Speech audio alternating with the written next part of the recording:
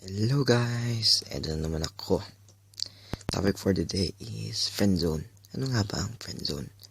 Friend zone, yun, yung mga alam mo na napabasted.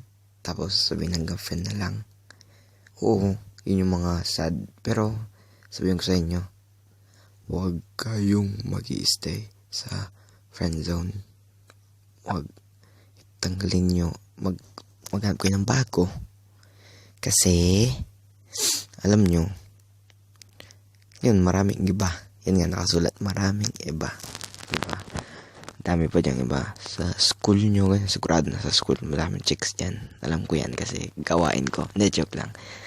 Yan, sa school, i-try nyo siyang i-forget. Parang maghanap kayo ng bagong crush. Mangligo kayo. I mean, hindi ko sasabing gumawa kayo ng ibang babae. Gawin nyo silang panagbutas. I mean, focus mo sa iba yung love mo. Pwedeng friends, di ba? Alam mo, mag-i-stay kayo sa friend zone. Hindi na friend zone tawag doon. Nasa taas. PT zone. Gusto mo ba nasa PT zone? Para kang nagmamakawa, di ba? Pangin naman yan. So guys, bagong taon na. Bagong life. Bagong girl. Yan lang yun. Parang pares lang doon dati yung video. Move on. Di ba? Basta huwag kayong pa-friend zone. Isa yung horrifying na moment sa buhay ng mga tao. Kaya guys, happy lang tayo. Wala mag-i-stay sa friendzone. Get out of the friendzone.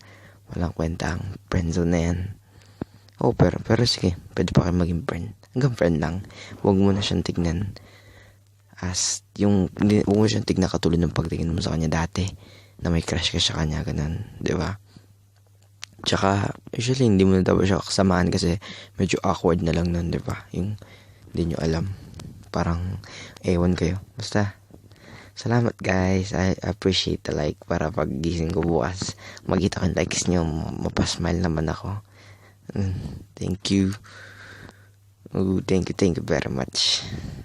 Ewan ko, nagka-motivate lang akong gumawa ng mga videos ganito. Pero guys, salamat talaga. Salamat. I appreciate it. Like, happy lang tayo. Walang sad. Ang sad, papaluin ni nanay. Na joke lang. Sige. Spread love. Peace. Happy.